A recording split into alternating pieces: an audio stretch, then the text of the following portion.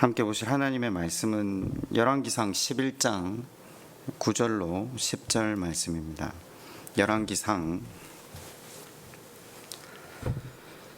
11장 9절 10절 말씀을 제가 읽어드리겠습니다. 솔로몬이 마음을 돌려 이스라엘의 하나님 여호와를 떠남으로 여호와께서 그에게 진노하시니라. 여호와께서 일찍이 2번이나 그에게 나타나시고 이 일에 대하여 명령하사 다른 신을 따르지 말라 하셨으나 그가 여호와의 명령을 지키지 않았으므로. 아멘. 우리 신앙의 방향과 목표점은요, 하나님 앞에 작은 아이로 서는 겁니다. 우리 지난 시간 솔로몬이 기도에 응답받았던 이유를 살폈잖아요. 지혜도 얻고 그가 구하지 않았던 부와 귀도 얻었잖아요. 방법이 무엇이었습니까? 일천번제요? 아닙니다. 기도의 내용이 하나님 마음에 합했다? 아니요, 그것도 아닙니다. 열왕기상 3장 10절을 보면 물론 문자는 이렇게 돼 있네요. 솔로몬이 이것을 구하매 그 기도가 주의 마음에 든지라. 본문에 그렇게 말하고 있는데 본문에 이 말을 있는 그대로 곧이곧대로 믿을 수 있습니까? 그러면 우리도 기도 내용만 이것처럼 똑같이 흉내내서 하나님 앞에 올려드리면 응답받아야 되잖아요. 그런데 우리 다 응답이 안 된다는 사실을 알거든요. 가끔 기독교인들이 순진한 건지, 아니 여태껏 솔로몬이 기도를 응답받은 이유는 솔로몬의 기도의 내용 아니면 일천번제라고 하잖아요. 근데 우리가 지난 시간 어떻게 이 응답을 받을 수 있었는가, 그 과정을 쭉 살폈지 않습니까? 2번에 걸쳐서, 2시간에 걸쳐서 그 말씀을 살펴보았죠. 이유가 무엇이었습니까? 3장 7절에 그 답이 나왔습니다. 종은 작은 아이라 출입할 줄을 알지 못하고 자기를 양으로 여긴 겁니다. 자기 길을 찾지 못하고 나는 내 인생을 책임질 수 없는 사람입니다. 3장 8절에는 연이어 이렇게 고백했죠. 주께서 택하신 백성 가운데 있나이다. 그들은 큰 백성이라 수요가 많아서 셀 수도 없고 기록할 수도 없사오니. 자기가 왕으로 세워졌지만 자기 자신은 이스라엘 사람들 중에 제일 부족한 자라는 겁니다. 그래서 하나님 주신 은혜 없이는 맡겨주신 일을 감당하고 자시고가 아니라 한날도 제대로 살 수 없는 존재라는 것을 고백했던 거죠. 그 고백이 그가 드린 기도의 응답, 지혜를 얻는 것과 동시에 부와 기도 하나님으로부터 받게 된 것이었죠. 여러분, 여기서 지금 우리는 단순히 기도에 응답받는 방법을 배우려고 열왕기서를 묵상하고 있는 건 아닙니다. 하나님께서 성도에게, 하나님 백성에게 바라시는 신앙의 목적지가 어디인가를 우리는 말씀을 통해 배울 수 있습니다. 예수님 곁에서 3년이나 배운 제자들이 예수님한테 물었잖아요. 천국에서 누가 제일 큰 자입니까? 다들 한 자리 하겠다는 일념을 가지고 그런 생각을 해보았습니다. 3년이나 배웠는데 주님 곁에서 숱하게 하나님 나라가 뭔지 삶으로 살아내시는 예수 그리스도 곁에서 배웠는데도 제자들의 신앙의 방향성은 여전히 세상의 논리로 가득 차 있습니다. 어떻게 하면 인정받고, 어떻게 하면 상받고, 어떻게 하면 좀 더 높아질까?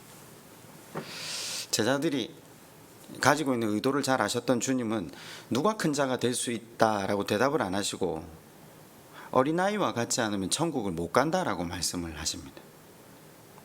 그도 그럴 것이, 사람들은 다 높아지려고 살아가잖아요. 낮아지려고 살아가는 사람이 없거든요. 근데 예수님이 제시한 방법은 누가 크냐 낮냐 이거에 대한 대답을 넘어서서 천국 갈 수 있는 유일한 방법은 어린아이로 낮아져야.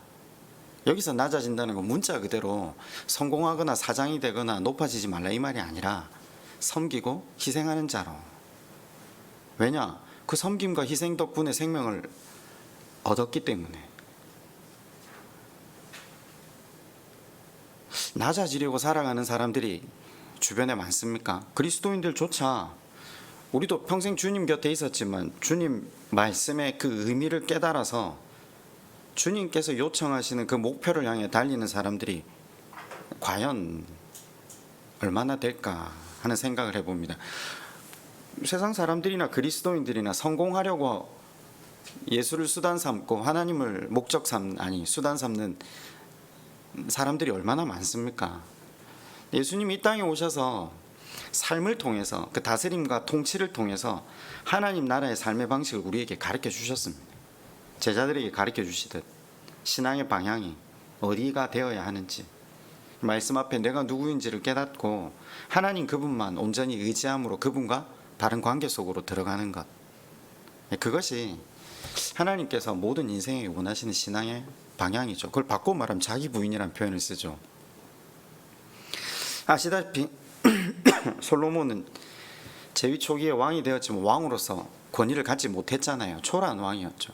근데 하나님 주신 지혜로 온 이스라엘 백성은 그를 두려워하기 시작합니다.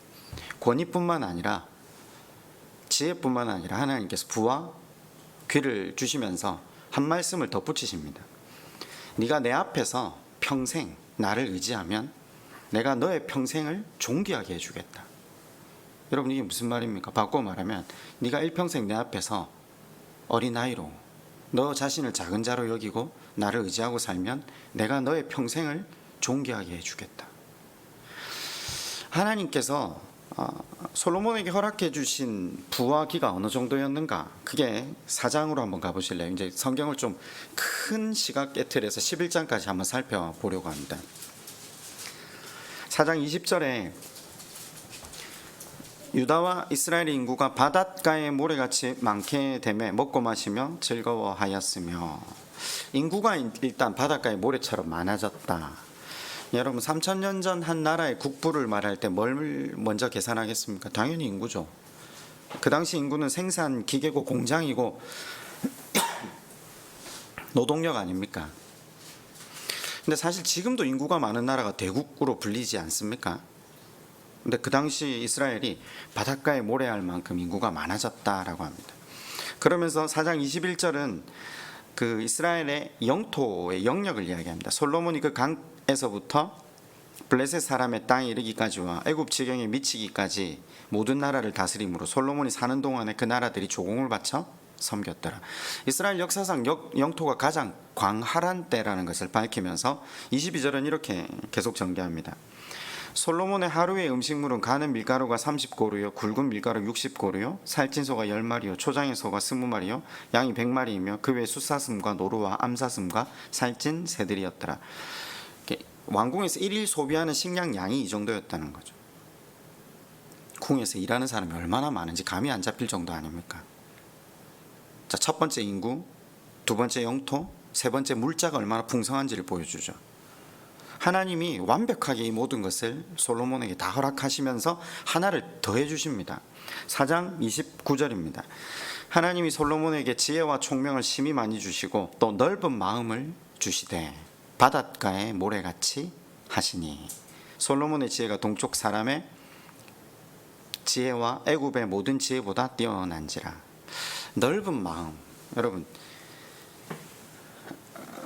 옛날에 왕국의 가장 큰 재산 중에 큰 재산은 물론 인구, 국토, 물자 세 가지겠지만요, 더 중요한 게 하나가 있는데 왕의 넓은 마음 아니겠습니까?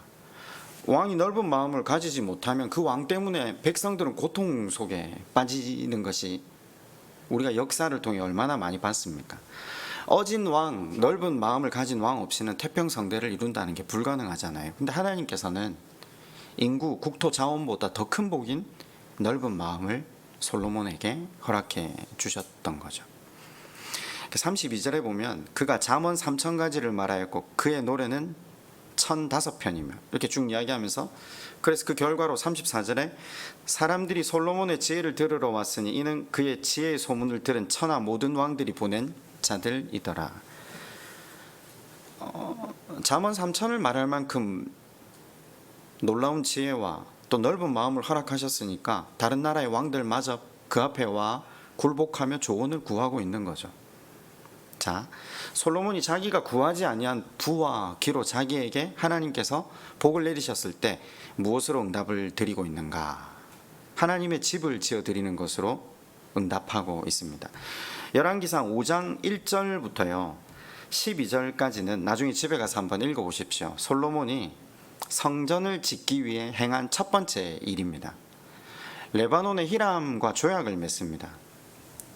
이유가 뭐냐면요, 나무를 얻기 위해서, 레바논의 백향목을 얻기 위해서 그 목재를 가져오는 대신에 밀 2만 석을 주는 조건으로 계약을 맺으면서 5장 13절에 이렇게 이제 역사가 사역이 시작됩니다.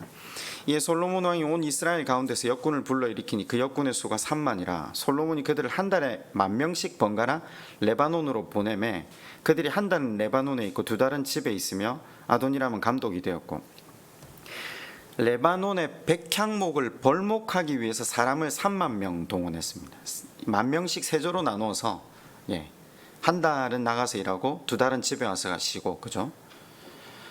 5장 15절에 보면 또 솔로몬에게 짐꾼이 7만 명이요 산에서 돌을 뜨는 자가 8만 명이요 그 외에 그 사역을 감독하는 관리가 3,300명이라 그들이 일하는 백성을 거느렸더라.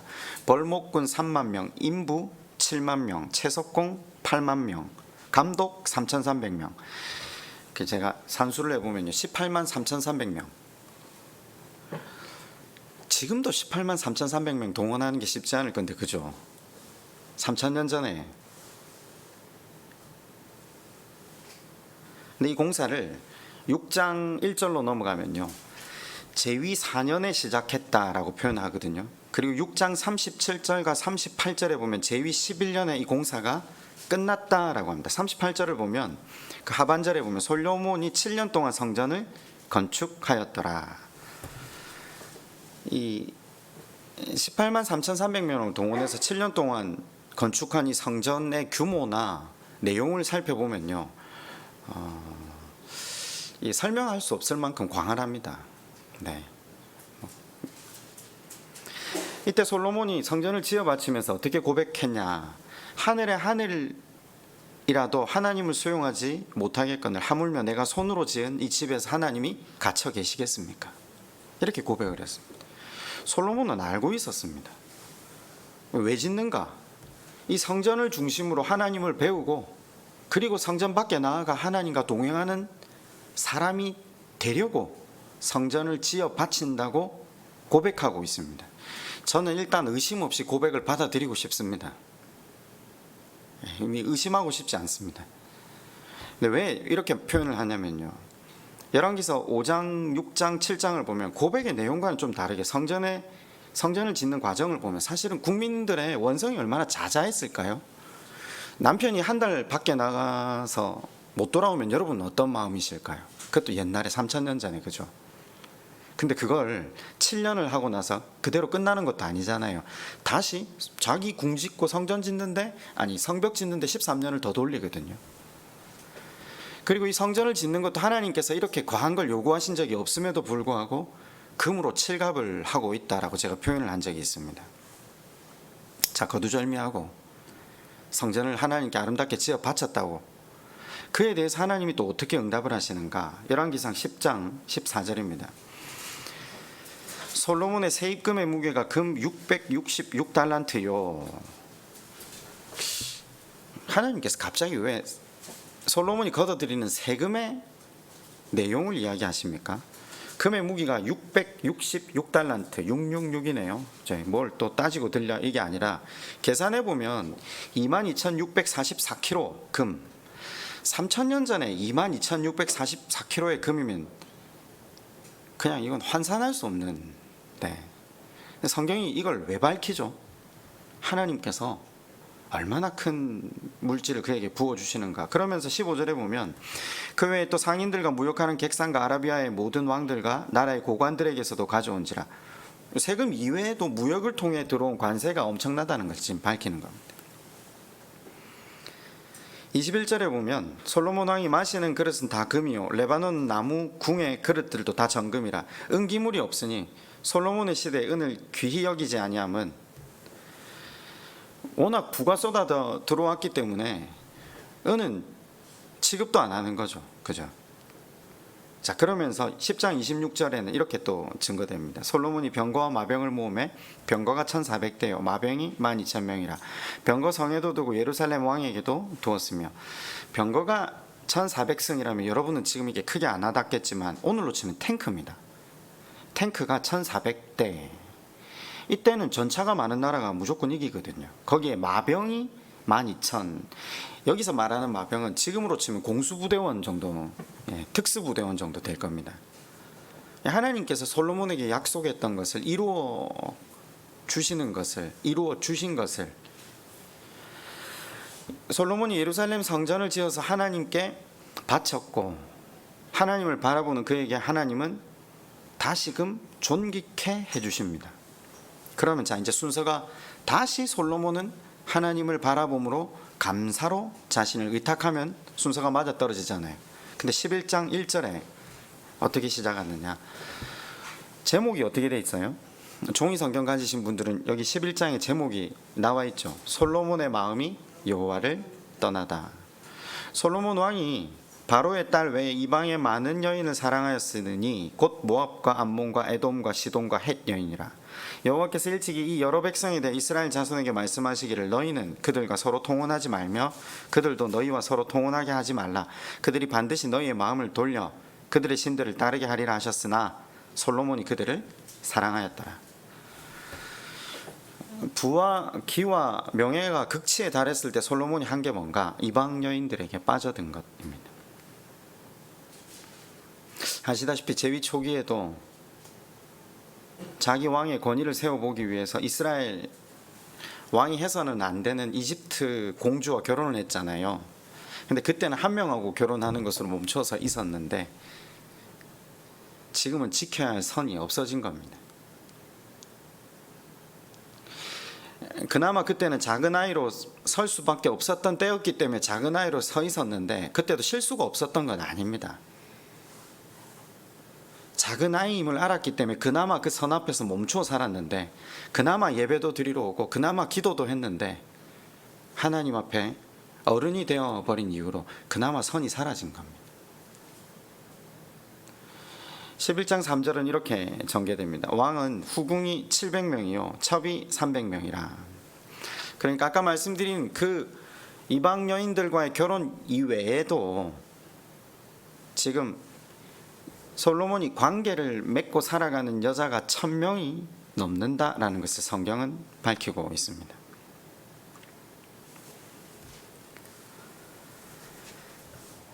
11장 4절로 솔로몬의 나이가 많을 때 그의 여인들이 그의 마음을 돌려 다른 신들을 따르게 하였으므로 왕의 마음이 그의 아버지 다윗의 마음과 같지 아니하여 그의 하나님 여호와 앞에 온전하지 못하였으니 이는 시돈 사람의 여인 아스다롯을 따르고 암몬 사람의 가정한 밀곰을 따름이라. 솔로몬이 여호와의 눈앞에서 악을 행하여 그의 아버지 다윗의 여호와를 온전히 따른 같이 아니하고 모압의 가정한 그못을 위하여 예루살렘 앞 산에 산당을 지었고 또 암몬 자손의 가증한 몰록을 위하여 그와 같이 하였으며, 하나만 지은 게 아니라는 거죠. 그가 또 그 이방 여인들을 위하여 다 그와 같이 한지라. 그들이 자기 신들에게 분향하며 제사하였더라. 7년에 걸쳐서 18만 명이나 동원해서 온 국력을 쏟아부어서 예루살렘을 지었는데 바로 그 맞은편에다가 우상을 숭배하는 산당을 지어 바쳤다. 여러분, 이건 사실 이스라엘 역사의 전후무무한 일입니다. 아무도 이만큼 과감하게 도전을 한 적이 없습니다. 좀 그래도 멀리 떨어져서 하잖아요. 안 그렇습니까? 이런 일이 사실 가능하다고 상상이 됩니까? 근데 일어났습니다. 얼마나 열심히 하나님의 성전을 지었는데 지금은 얼마나 열심히 우상 산당을 짓는지 모릅니다. 우상 산당을 짓는 기간은 나와 있지도 않습니다. 얼마나 많은 공을 또 들였겠습니까? 11장 9절, 오늘 우리가 읽은 본문이죠. 솔로몬이 마음을 돌려 이스라엘 하나님 여호와를 떠남으로 여호와께서 그에게 진노하시니라. 여호와께서 일찍이 2번이나 그에게 나타나시고 이 일에 대해 명령하사 다른 신을 따르지 말라 하셨으나 그가 여호와의 명령을 지키지 않았으므로. 2번이나 말씀하셨대요. 솔로몬의 귀에 말씀이 들리지 않습니다. 옛날 같으면 어땠을까요? 말씀에 영혼이 민감하게 반응하지 않았겠습니까? 그런데 2번이나 진노하시면서 말씀하시는데 그럼에도 불구하고 들리지가 않습니다. 이유가 뭐죠?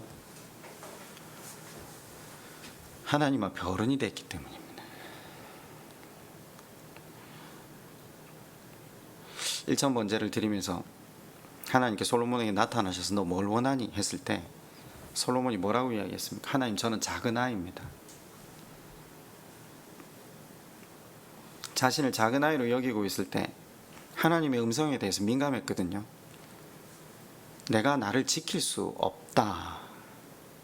그래서 하나님만 의지하고 있었을 때, 그때는 하나님 말씀이 귀에 들렸는데 지금 하나님이 두 번씩이나 말씀하시는데 왜 안 들리는가? 어른이 되어 있는 겁니다. 여러분, 하나님 앞에 어른이 되어 계시지는 않습니까? 그러면요, 성경 말씀 아무리 읽어보세요, 내 마음을 치지 못합니다. 설교가 안 들리겠죠? 듣고 나서 이렇게 말하겠죠. 오늘은 좀 들을 만한 내용이 있었네? 아니면 오늘 들을 게 없네? 여러분 어떠세요?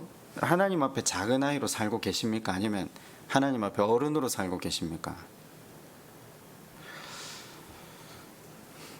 적어도 해가 지나고 또 세월이 흘러가면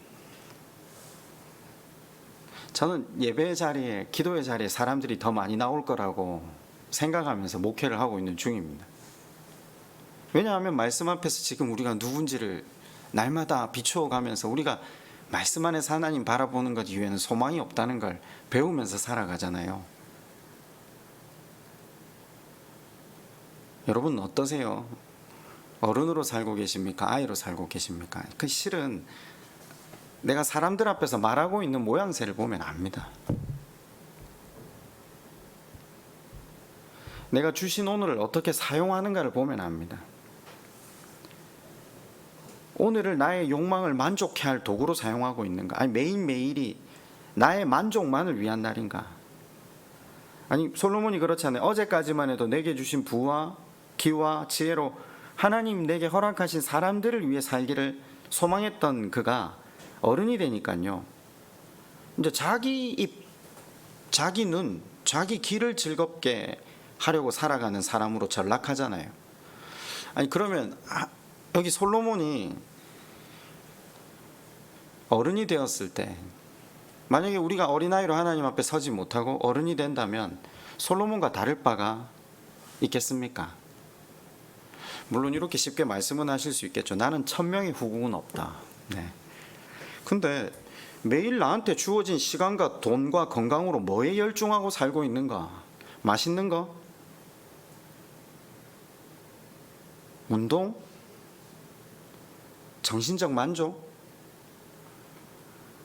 아니 과거에는 무언가가 주어지면 하나님의 사람들과 나누기를 주저치 않았는데 지금은 나만을 위해 모으고 쌓고 그 삶의 연속이라면 외형적으로 차이가 조금 있다 할지 모르겠지만 우리 자신이 1000명의 후궁을 거느린 솔로몬과 다를 바 없다는 거죠.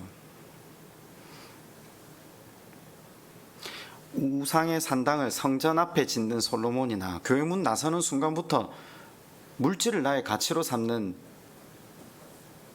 삶을 사는 나라면, 아니 그가 지은 산당이나 우리가 투자하는 시간이나 다를 바가 뭐가 있습니까?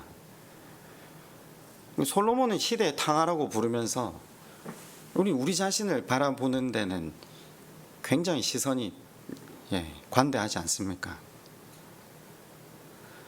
솔로몬이 어른이 되었습니다. 큰 자가 된 거죠. 오늘 설교의 제목이 하나님 앞에서 작은 아이로 사는 법, 그죠? 그러면 여기 이제 원인을 몇 가지 살펴보면서 우리가 교훈을 삼으면 되지 않겠습니까?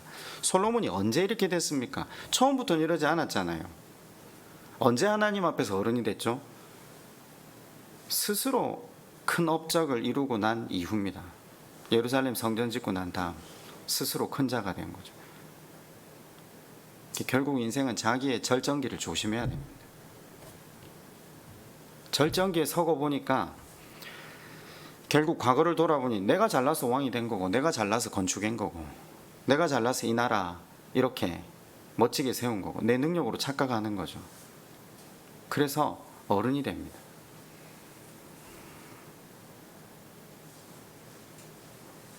하나님께서 세 가지 약속을 하시면서, 그렇죠, 네가 원한 구한 지혜 내가 줄게. 두 번째 부하기.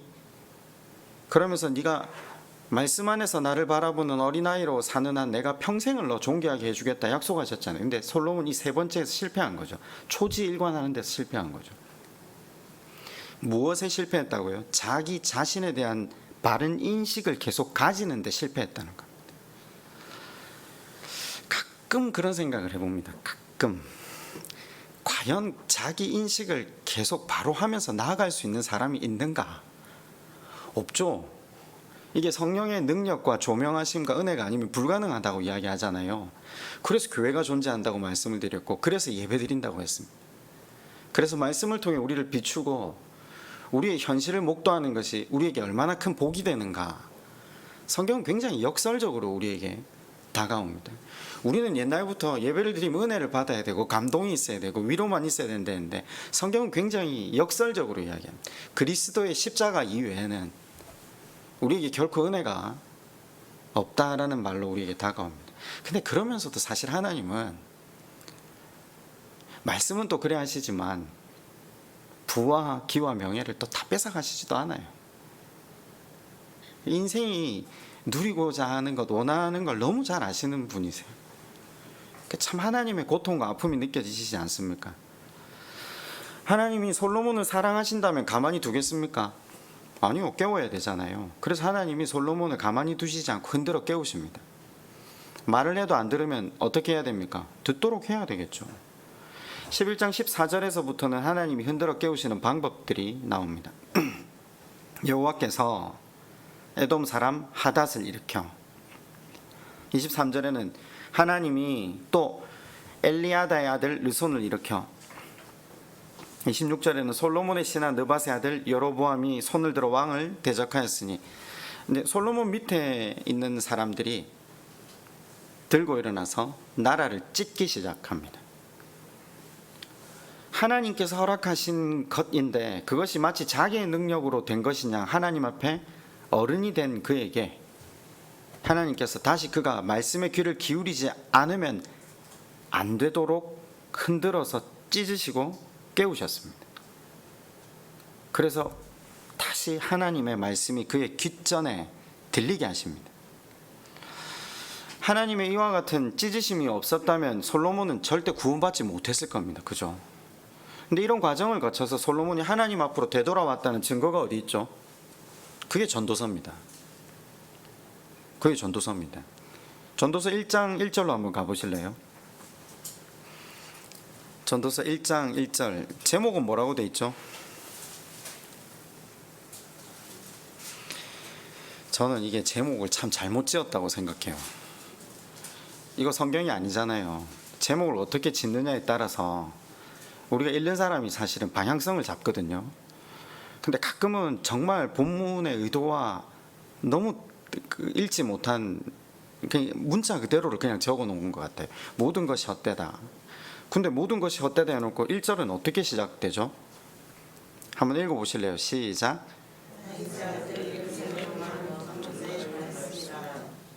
다윗의 아들 예루살렘 왕이 누굽니까? 솔로몬밖에 없잖아요. 그죠? 그 솔로몬이 자기 자신을 지금 누구라고 하죠? 첫 마디가 뭐죠? 주어가 무지무지하게 중요하거든요.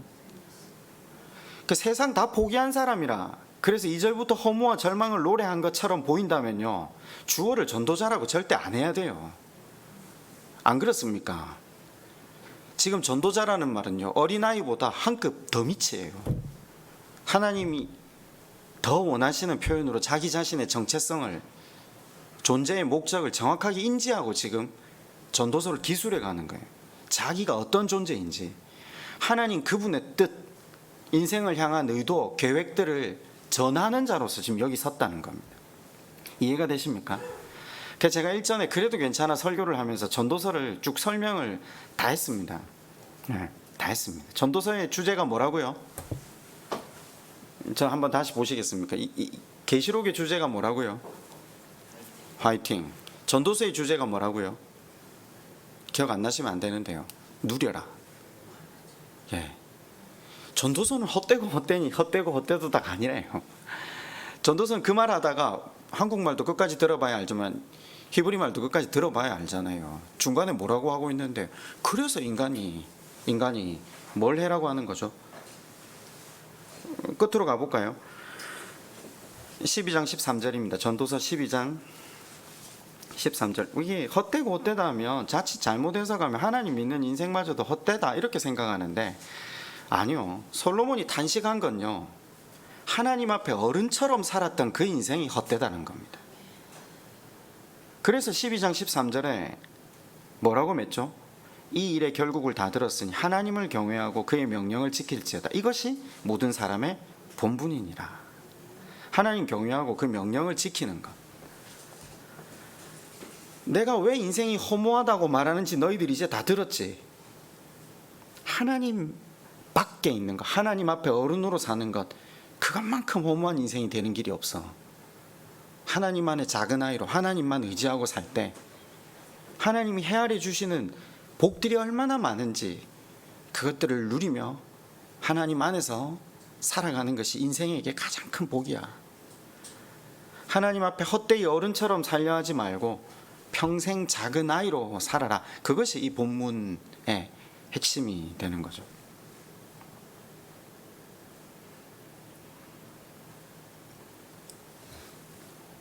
말씀을 하나씩 매듭을 한번 지어볼까요? 여러분, 하나님을 존중히 여긴다는 것은 결국 하나님 앞에서 작은 아이로 사는 겁니다. 그죠? 우리가 사무엘서를 긴 몇 년에 걸쳐서 살펴봤잖아요. 사무엘서의 주제가 뭐라고요? 하나님을 존중히 여기는 자는 존중히 여김을 받고 하나님을 멸시하는 자는 하나님의 경멸히 여김을 받는다. 그럼 하나님 멸시하는 건 뭐죠? 하나님 앞에 어른처럼 사는 거죠. 하나님처럼 사는 거죠. 여러분, 우리가 그리스도 안에서 끊임없이 장성해야 됩니다. 그죠? 근데 이때 장성은 내가 하나님과 동등해지거나 그의 위에 앉는 것을 의미하지 않잖아요. 그리스도 안에서 장성해지면 장성해질수록 하나님 앞에서는 더 어린아이 같은 마음이 될 수밖에 없는 겁니다. 왜요? 그분 없이는 나의 노력이 헛되고 헛되니 헛될 수밖에 없거든요. 두 번째로 이 열왕기서를 통해, 서두를 통해 하나님은 진실로 사랑의 하나님이시라는 걸 우린 다시 한번 보게 됩니다. 하나님이 아까 사무엘서, 그러니까 역사서를 보는 키워드가 아까 제가 말씀드렸잖아요. 나를 존중히 여기는 자를 내가 존중히 여기고 나를 멸시하는 자를 내가 경멸히 여기리라. 말씀은 그래 해놓으셨는데, 만약에 그 약속의 말씀대로라면 지금 솔로몬은 어떻게 돼야 됩니까? 아니, 그 앞에 우상 산당을 지금 몇 개나 지었어요. 이 사람 꼽혀 쳐야 됩니다. 이거 끝입니다. 이건 그냥 다시 재론의 여지가 없는 인생 아닙니까? 왜 이걸 애써서 하나님이 세우셔야 됩니까? 하나님 멸시하고 어른이 됐는데 너 나를 경멸해? 끝내버려야 되잖아요. 근데 하나님이 솔로몬을 경멸히 여기시지 않습니다. 사랑으로 그의 심령을 찢으십니다. 그의 길을 찢으십니다. 그리고 말씀을 넣으십니다. 여러분, 우리가 세상 살아가면서 내 인생이 찢겨질 때 그 하나님 사랑에 감사해야 됩니다. 우리 살 때 이럴 때 있었죠. 내 이렇게 살면 하나님 앞에 혼날 건데 한 대 맞을 건데 알 때가 있잖아요. 근데 아주 욕심이 끊어지지가 않아서 그냥 계속 갈 때가 있거든요. 근데 그때 하나님이 가만히 내버려 두시면요, 아, 요것 봐라, 아무 일도 없네, 재밌네, 그럼 끝나는 거죠. 아니, 그때 하나님 개입해 주셔야 됩니다. 무엇이라도 찢어 주셔야 됩니다.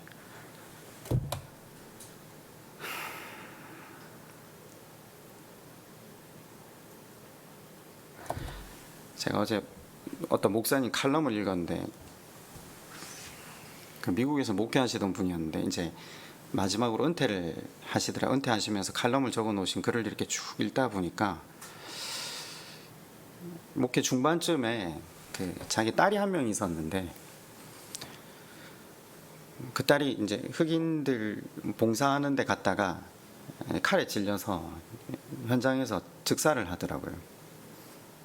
목사님이 일부 예배가 마치고 그 이야기를 들었다라고 하시더라고요. 그런데 일단 2부, 3부 예배를 진행했다. 그렇게 적어놨길래 제가 그 글을 읽으면서 여러 가지 생각이 일단 참 많이 들었어요. 근데 그 뒤에 이제 여러 가지 글들을 이렇게 쭉 계속 기술을 해나가면서 목사님 어떤 이야기를 하냐면, 하나님 앞에 수도 없이 물었대요. 내가 하나님 앞에서 작은 아이로 살지 않고 큰 자로 살았기 때문에 하나님께서 나를 흔들어 찢으시려고 나에게 이러와 같은 사건을 허락하실 수밖에 없냐라고 수도 없이 묻고 또 물었다고 하더라고요. 왜냐하면 이건 슬픔이라는 걸 이겨낼 수 있는 것이 아니잖아요. 슬픔을 지고 평생을 그냥 살아가야 되는 거잖아요. 이렇게 하지 않으면 내가 하나님 앞에 작은 자로 살 수 없기 때문에 나에게 이 과정을 통과시켜야 되냐라는 질문을 수도 없이 하고 또 했다고 하더라고요. 그리고 그 미주에서 자식 잃은 사람들의 모임에 나갔는데, 한인들 모임이었는데, 이 목사님 말씀 표현이 되게 웃기더라고요. 그 중에 목사들이 그렇게 많더라고요.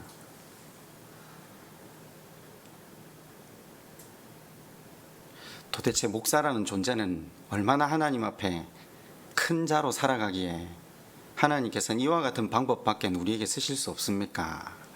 글을 계속 기술해 나가면서 이분이 하나님 앞에 가지고 있는 어떤 신앙관, 작은 자로서의 자세, 그 과정이 얼마나 고통스러웠겠습니까? 제가 글을 다 인용할 수는 없어서 그냥 그러다가 어디까지 가느냐면요, 하나님도 당신의 아들을 죽이신 그 고통 속에 살아가시는 분이라는 것까지 가게 되더라고요. 그 고통에 도달했을 때 비로소 하나님의 마음을 깨닫게 됩니다라는 표현을 쓰심으로 글을 맺고 있던데, 저는 그 글을 보면서 잠시 그런 생각을 했어요. 인생이라는 존재가 얼마나 자기중심적일까. 목사님 칼럼의 맨 마지막 부분에 이런 이야기를 해놨더라고요. 욥이라는 인생이 그 자녀를 다 잃었잖아요, 처음에. 그리고 나서 하나님이 다시 배나 되는 재산을 주시고 자녀를 허락하셨대요. 그리고 맨 마지막에 퀘스천 마크를 탁 달아놓으면서 일어났더라고요. 그 자녀들이 다시 생겼다고 먼저 잃었던 그 자녀에 대한 고통과 아픔이 사라졌을까? 그게 과연 복일까? 진정한 복은 하나님 앞에 작은 자로 설 수밖에 없는 그것이 복 아닐까? 하나님이 잔인한 분이 아니라면 인생이 얼마나 자기중심적인가. 저는 그분 칼럼을 보면서 나는 주님 앞에서 내 인생을 어떻게 갖고 와야 되나?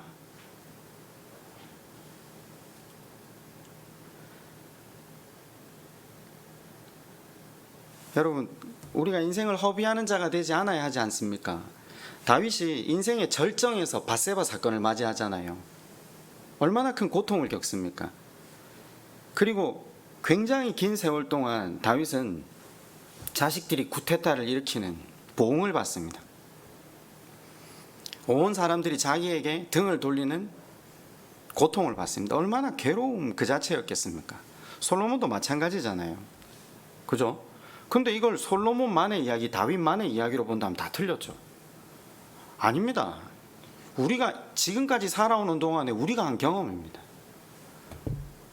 그러면요, 이제부터는 주께서 우리에게 이런 반복이 없어야 한다고 말씀하고 계신다는 걸 깨달아야 합니다. 아, 이렇게 살면 찢어지는구나. 아니, 그 길로 안 가면 되잖아요. 내가 하나님 앞에 어른으로 안 살면 되잖아요. 안 그렇습니까? 날마다 하나님 대단한 걸 요구하시지도 않거든요. 제가 볼 때는 성경이 굉장히 아주 심플합니다. 예배 드리면서 내 하나님 도우심 아니면 살 수 없다는 존재를 날마다 자각할 수 없잖아요. 그럼 말씀 앞에 나를 비춰보고 성령의 조명하심과 교통하심을 따라서 아, 내가 이 성경에 나오는 이 사람들과 하나 다를 바 없는 인간이구나. 그걸 깨닫고 그때마다 하나님 도우심 구할 때마다 다시 붙드시고 복 주시는 그 하나님, 줬던 거 뺏어가시도 않는 하나님이라는 걸 우리가 보잖아요. 바울은 그걸 잘했던 것 같아요. 하나님 안에서 절망한 시간을 지나면서 제가 사도 바울이 절망한 게 여러 가지가 있지만 왜 사도 바울 이런 고백을 하잖아요. 기억나십니까? 사도 바울 육체에 가시가 있다고 했죠. 사도 바울은 그걸 이렇게까지 표현하거든요. 사단이 내게 준 가시, 그걸 없애달라고 사도 바울이 목숨을 걸고 여러 번 기도하잖아요. 근데 하나님께로부터 돌아온 응답이 뭐죠? 내 은혜가 내게 족하다. 그것이 없이는 자기가 작은 아이로 설 수 없다는 걸 그가 깨닫죠. 그래서 사도 바울이 결단하죠. 남아있는 날 동안 자기에게 맡겨진 일을 감당하고 말씀 안에서 걸어가기를. 그래서 주께서 부르시는 날 나의 갈 길을 달려가고 관제와 같이 부음이 되었으므로 오직 생명의 면류관을 향해 나는 간다라고 고백하면서 나아가지 않습니까? 말씀을 맺겠습니다. 지나간 과거의 삶을 되돌아보고요, 우리의 그 숱하게 많았던 허물에도 불구하고 다시 우리를 세워주신 하나님의 은혜를 기억한다면 되풀이하는 삶을 반복하지 맙시다. 이제는 그 되풀이되고 반복되는 삶을 넘어서서 우리도 사도 바울과 같은 삶으로 나아가길 결단하는 이 밤 되었으면 좋겠습니다. 우리 한번 기도할까요?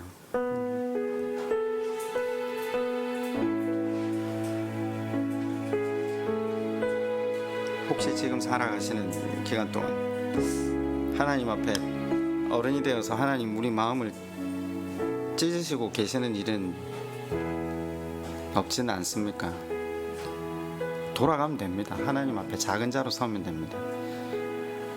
혹여 그런 마음 찢는 일이 없으시다면 우리 이렇게 한번 기도합시다. 하나님, 평생 하나님 앞에 작은 자로 살게 해주십시오.